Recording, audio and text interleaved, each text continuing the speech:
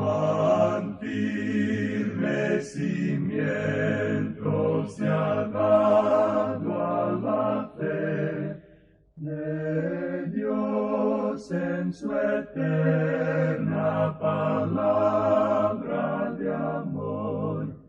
Con el propósito de compartir con usted las inmutables verdades de la palabra de Dios, presentamos A Través de la Biblia, un estudio detallado y sistemático de toda la Biblia que le ayudará a conocer lo que Dios ha revelado para nuestro provecho espiritual.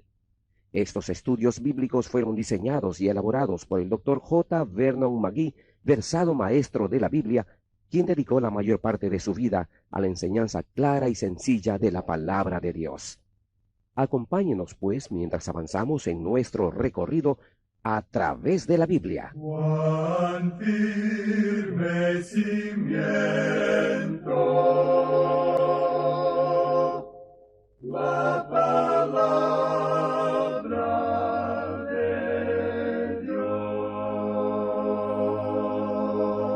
Es un gozo estar nuevamente con usted, amigo oyente, para traerle otro estudio de la serie A Través de la Biblia. Continuamos hoy, amigo oyente, nuestro viaje por el Evangelio según San Marcos. Al concluir nuestro programa anterior, estábamos hablando de la muerte de Cristo, y dijimos que el Señor Jesús no pudo haber muerto simplemente porque cesaron las funciones de sus órganos vitales, sino que Él murió de una manera diferente a la que hubiera muerto cualquiera de nosotros. Jesucristo, en una acción de su soberana voluntad, entregó su propio espíritu. Por eso dijimos, aun en sus aspectos físicos, la muerte de Jesucristo fue un evento singular que lo separa de toda la humanidad. Demos inicio al estudio de hoy leyendo el versículo 38 de este capítulo 15 de Marcos. Entonces el velo del templo se rasgó en dos, de arriba a abajo. En aquel mismo instante de su muerte, el velo del templo se rasgó en dos. El velo es un símbolo de la humanidad de Cristo. Pronto vamos a estudiar el libro de Levítico, y allí veremos la importancia del velo en el tabernáculo. Porque Levítico tiene como tema central los servicios en el tabernáculo. Aquel velo, al separar al pueblo del lugar santo, habla de la humanidad de Cristo y lleva un mensaje muy importante. Es que la humanidad perfecta de Cristo, vida sin pecado alguno, no se excluye de Dios. Su vida impecable demuestra lo pecaminosa que es la nuestra. El momento en que Él murió, el velo se rasgó en dos. Es su muerte y no su vida lo que rompe la barrera y nos trae a Dios, amigo oyente. Sigamos adelante ahora con este capítulo 15 de Marcos, leyendo el versículo 39. Y el centurión que estaba frente a él, viendo que después de clamar había expirado así, dijo, verdaderamente este hombre era hijo de Dios. Creemos que esta fue la confesión de fe del centurión. No pudo haber dicho otra cosa que hubiera revelado su fe con más claridad que aquellas palabras. Reconoció que Jesús es el Hijo de Dios. Reconoció quién era y ciertamente lo que hacía. No creemos que este hombre supiera todos los detalles de la teología. Este hombre nunca leyó ningún libro en cuanto a la teología bíblica. En cambio, sabía lo suficiente como para tomar su lugar debajo de la cruz de Cristo. Y eso es, amigo oyente, todo lo que Dios pide que haga el pecador. Nos pide venir a Él por la fe. Y esto es precisamente lo que hizo este hombre. Debemos recordar que era un pagano romano y que tenía el trabajo cruel de crucificar a los hombres. Pero su corazón se enterneció ante esta experiencia allí al pie de la cruz. Leamos ahora los versículos 40 y 41 de este capítulo 15 de Marcos. También había algunas mujeres mirando de lejos, entre las cuales estaban María Magdalena, María la madre de Jacobo el menor, y de José y Salomé, quienes cuando él estaba en Galilea le seguían y le servían, y otras muchas que habían subido con él a Jerusalén. En estos versículos vemos algo en cuanto a las mujeres que estaban presentes. Es interesante notar que las mujeres fueron las últimas que se quedaron cerca de la cruz y las primeras en llegar al sepulcro. Estas mujeres estaban mirando desde lejos, según este pasaje, pero fueron las que permanecieron fieles a Jesús hasta el fin. No olvidemos que sus discípulos y apóstoles ya habían sido dispersados. Notemos también que hay otras mujeres que no son nombradas aquí, porque dice, y otras muchas que habían subido con él a Jerusalén, en el versículo 41. Continuando ahora con este capítulo 15 de Marcos, Leamos los versículos 42 al 45. Cuando llegó la noche, porque era la preparación, es decir, la víspera del día de reposo, José de Arimatea, miembro noble del concilio, que también esperaba el reino de Dios, vino y entró osadamente a Pilato y pidió el cuerpo de Jesús. Pilato se sorprendió de que ya hubiese muerto, y haciendo venir al centurión le preguntó si ya estaba muerto. E informado por el centurión, dio el cuerpo a José. Esto es algo que es muy interesante y debemos notarlo. José de Arimatea era un seguidor poco conocido de Jesús. En realidad, él fue el encargado del sepelio, alguien que tuvo el valor de identificarse abiertamente con Jesucristo. Era miembro del Sanedrín, según nos lo indica Lucas en el capítulo 23, versículos 50 al 52 de su Evangelio.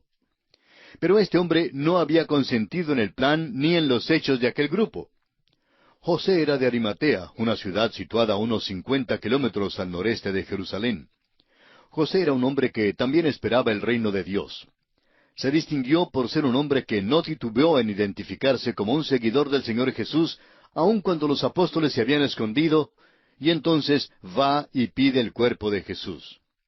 Dice aquí que Pilato se sorprendió de que Jesús ya hubiese muerto. Ahora, la razón de su sorpresa es que comúnmente un hombre que era crucificado permanecía vivo en la cruz a veces por varios días. Su vida simplemente expiraba gradualmente. Era un modo cruel e inhumano de tortura. Por eso Pilato se sorprendió e hizo una indagación especial. Pero Jesucristo efectivamente había expirado ya. Y es importante que veamos eso. Durante las últimas horas de su agonía, a un prisionero que colgaba en la cruz le quebraban las piernas para precipitar su muerte. Pero Jesús ya estaba muerto y no fue necesario quebrarle las piernas. Eso, como usted sabe, fue en cumplimiento de la profecía que se encuentra en el Salmo 34, versículo 20, que ni uno de sus huesos sería quebrantado. Pilato le dio, pues, el cuerpo de Jesús a José. Y es interesante notar que en esta sección hay dos palabras que son usadas para cuerpo. José pidió el cuerpo de Jesús, y aquí usó la palabra griega soma. Pilato le dio el cuerpo a José, y aquí usó la palabra griega ptoma. La primera palabra, soma, habla de una personalidad en su totalidad y es una palabra de ternura. La palabra ptoma, usada cuando Pilato dio el cuerpo a José, simplemente significa el cadáver. Veamos el diferente punto de vista y actitud hacia la muerte y hacia los cuerpos de aquellos que han muerto. La palabra que José utilizó fue una de ternura. Él quería a Jesús. Todo lo que hizo Pilato fue darle un cadáver. ¡Qué contraste el que hay aquí entre estos dos hombres y su actitud hacia Jesús! Amigo oyente, solo el Señor Jesús puede darle valor a usted. Usted y yo no valemos mucho, pero Él pagó un precio grande por nuestra redención. Gemimos dentro de estos cuerpos, pero la Biblia dice que aún nuestros cuerpos serán redimidos y ya se aproxima el día en que conoceremos la redención de nuestros cuerpos. Ahora note usted que en el Evangelio de Mateo, José es descrito como un hombre rico. Ahora, al terminar este capítulo podemos notar que con mucha ternura José depositó el cuerpo de Jesús en un sepulcro nuevo. Leamos ahora el versículo 46 de Marcos 15. El cual, es decir, José, compró una sábana, y quitándolo, lo envolvió en la sábana, y lo puso en un sepulcro que estaba cavado en una peña, e hizo rodar una piedra a la entrada del sepulcro. Esa entrada fue sellada. Hizo rodar una piedra a la entrada del sepulcro, y los romanos pusieron soldados de guardia. Así lo expresa Mateo en el capítulo 27, versículo 66. Leyendo ahora el versículo 47 de Marcos capítulo 15, dice, Y María Magdalena y María, madre de José, miraban dónde lo ponían. Amigo oyente, es interesante notar que las mujeres fueron las únicas que mantuvieron el duelo. Estuvieron con Jesús hasta el mismo fin. Tenemos que expresar que Dios bendiga a las mujeres. Y así concluye el capítulo 15 de este Evangelio según San Marcos. Llegamos ahora al capítulo 16. En este capítulo estudiaremos la resurrección y la ascensión de Jesús. La resurrección corporal de Jesús es una de las doctrinas cardinales de la fe cristiana. Es el mismo corazón del Evangelio primitivo. Cada sermón en el libro de los Hechos es un mensaje sobre la resurrección. Cada orador hablaba sobre este tema. La iglesia primitiva se refería constantemente a este hecho. Hoy en día hay insuficiente énfasis sobre la resurrección y en muchas iglesias hay solamente un sermón en todo el año que trata este tema. Y es el sermón que se acostumbra a predicar en el domingo de resurrección. Ha resucitado. Ese es el mensaje conmovedor que avivó a toda una generación aletargada y pecaminosa del Imperio Romano. Este mensaje los cambió de tal manera que salieron por todo el mundo para proclamarlo. Habría mucha esperanza hoy en día si la iglesia predicara con más certeza esta verdad. Quisiéramos mencionar aquí que este capítulo ha caído bajo ataques severos de la crítica textual de la Biblia. Hacemos mención de esto porque no deseamos que se piense que estamos pasándolo por alto sin ni siquiera mencionar el problema textual que hay aquí. Es verdad que la autenticidad de los versículos 9 al 20 de este pasaje ha sido dudada por los eruditos textuales, tanto conservadores como liberales. Westcott y Hort, por ejemplo, en su edición del Nuevo Testamento, los omiten de su texto griego, pero los incluyen en letra minúscula. Nestlé sigue el mismo procedimiento de disasociarlo del resto del texto. Otros eruditos los omiten totalmente. Es verdad que dos de los mejores manuscritos conocidos los omiten totalmente. Los versículos 9 al 20 no se hallan tampoco en los manuscritos sinaítico y vaticano. No es nuestra intención entrar en una discusión en cuanto a la crítica textual del Nuevo Testamento. Lo que nos interesa es enfocar nuestra atención en el significado del texto. Creemos que estos últimos 12 versículos son parte de las Escrituras inspiradas y los trataremos como a las otras porciones de la Escritura. La omisión de esta porción en dos de los mejores manuscritos no da suficiente motivo como para quitarla de la Escritura. Veamos ahora el bosquejo del último capítulo del Evangelio según San Marcos. En primer lugar, encontramos la llegada de las mujeres a la tumba vacía, versículos 1 al 4. En segundo lugar, encontramos el anuncio del ángel de que Jesús había resucitado, en los versículos 5 al 8. En tercer lugar, encontramos las apariciones de Jesús, versículos 9 al 18. Y en cuarto y último lugar está la ascensión de Jesús en los versículos 19 y 20. Comencemos ahora nuestro estudio con el versículo 1 de este capítulo 16 del Evangelio según San Marcos, que dice: Cuando pasó el día de reposo, María Magdalena, María la madre de Jacobo y Salomé compraron especias aromáticas para ir a ungirle. Notemos ahora que era muy de mañana en el primer día de la semana.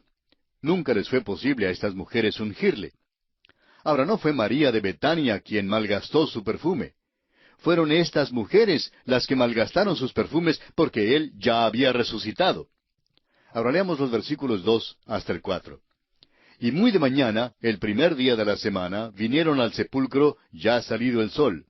Pero decían entre sí: ¿Quién nos removerá la piedra de la entrada del sepulcro? Pero cuando miraron, vieron removida la piedra, que era muy grande. El día de reposo había terminado el sábado a la puesta del sol. Aparentemente habían obtenido las especias inmediatamente después, para poder así viajar a la tumba tan temprano el domingo por la mañana. Las mismas mujeres que estaban presentes bajo la cruz fueron las que vinieron a la tumba. Creemos que es correcto decir que las mujeres fueron las últimas ante la cruz y las primeras en la tumba.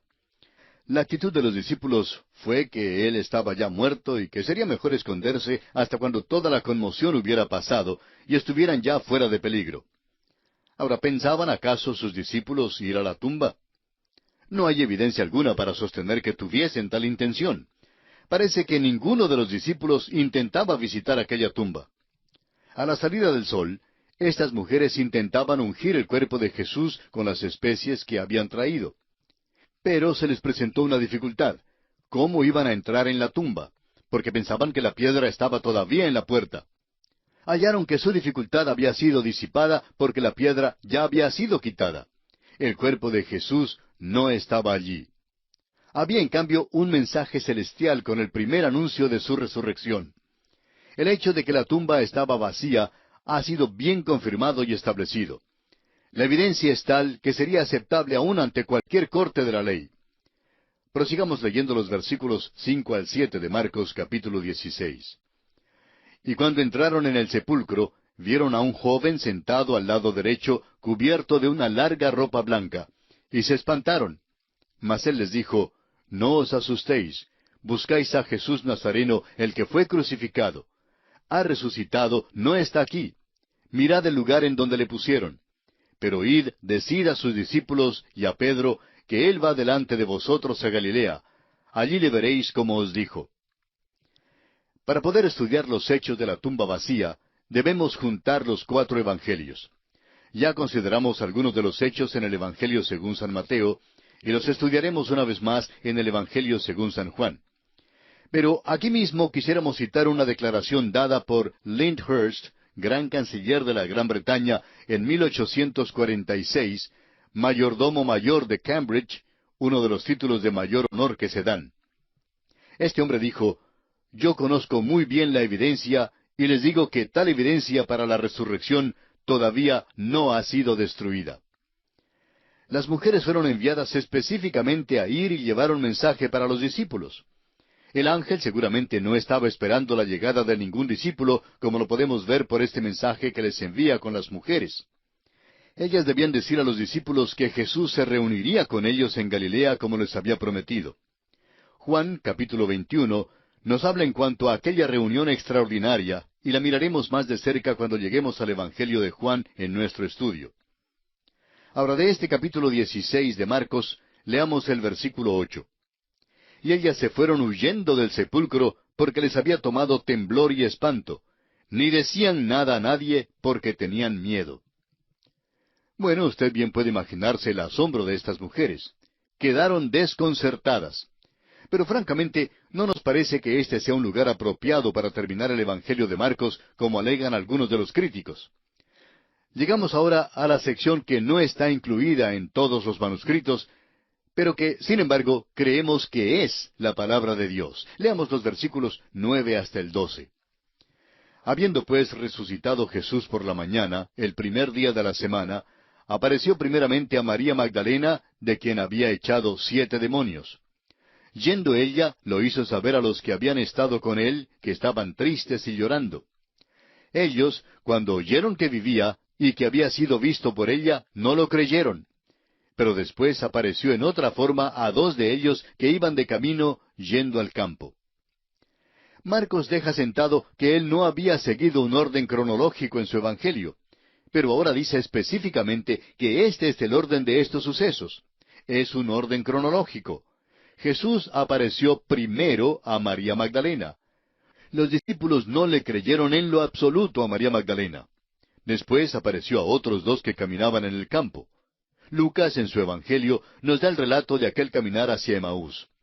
Sigamos adelante ahora con los versículos 13 y 14 de Marcos 16. Ellos fueron y lo hicieron saber a los otros, y ni aun a ellos creyeron. Finalmente se apareció a los 11 mismos, estando ellos sentados a la mesa, y les reprochó su incredulidad y dureza de corazón, porque no habían creído a los que le habían visto resucitado. Como usted ve, amigo oyente, Marcos no incluye todos los detalles, pero declara el orden en que sucedieron estos eventos. Ahora, en el versículo 15, tenemos una orden explícita de Jesús. Leamos. Y les dijo, Id por todo el mundo y predicad el Evangelio a toda criatura. Este ha sido un Evangelio de acción. Ahora Jesús dice a sus discípulos que se muevan, deben ir. Y este Evangelio nos está diciendo que debemos también ser hombres y mujeres de acción para con Dios. ¿Qué está haciendo usted, amigo oyente, para divulgar la palabra de Dios? Ese es nuestro trabajo. Debemos tener una parte activa en la divulgación de la palabra de Dios. En el versículo 16, Jesús da otras instrucciones. El que creyere y fuere bautizado será salvo, mas el que no creyere será condenado. No dice aquí que si usted no es bautizado será condenado. Este versículo no enseña que el bautismo es necesario para la salvación, sino que la persona que ya ha aceptado a Jesucristo como su Salvador personal debe ser bautizada. Lo único que trae la condenación eterna es el rechazo de Jesucristo. El Evangelio según San Juan nos dice en el capítulo 3, versículo 36, que el que cree en el Hijo tiene vida eterna, pero el que rehúsa creer en el Hijo no verá la vida, sino que la ira de Dios está sobre él. Avancemos algo más con los versículos 17 y 18 de Marcos, capítulo 16. Y estas señales seguirán a los que creen. En mi nombre echarán fuera demonios, hablarán nuevas lenguas, tomarán en las manos serpientes, y si bebieren cosa mortífera, no les hará daño. Sobre los enfermos pondrán sus manos y sanarán. Amigo oyente, si usted desea aceptar cualquiera de estas señales, entonces debe aceptarlas todas. Con mucho gusto le prepararemos un cóctel de formol si usted cree que lo puede beber. Ahora, ¿qué es lo que estamos tratando de decir? Pues sencillamente que estas señales han seguido a la predicación del Evangelio. Pero tales señales no son en manera alguna mandamientos para la vida diaria de la iglesia cristiana. Estas señales desaparecieron aún en los días de la iglesia primitiva. Pero por otra parte, encontramos que se manifiestan en algunas fronteras primitivas de algunos de los campos misioneros aún en nuestros días. Pero si alguien mantiene que son mandamientos para el día de hoy, entonces hay que aceptarlos todos, aún el beber una cosa mortífera. Hoy en día, amigo oyente, la gran señal que nos es dada es la bendita palabra de Dios.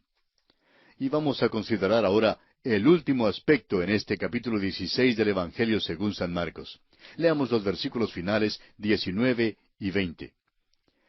Y el Señor, después que les habló, fue recibido arriba en el cielo, y se sentó a la diestra de Dios.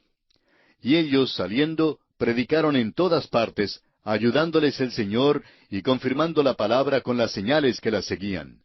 Amén. Esta es la declaración breve de Marcos en cuanto al gran hecho de la ascensión y el ministerio presente de Jesús a la diestra de Dios. El deber de los discípulos era el de llevar el Evangelio a toda criatura, y mientras se afanaban por cumplirlo, el Señor obró con ellos y confirmó la palabra con señales. Y así, amigo oyente, concluye el capítulo 16, y con este capítulo concluye también el estudio del Evangelio según San Marcos, el Evangelio de acción. Quiera el Señor que nosotros seamos hombres y mujeres de acción para Dios.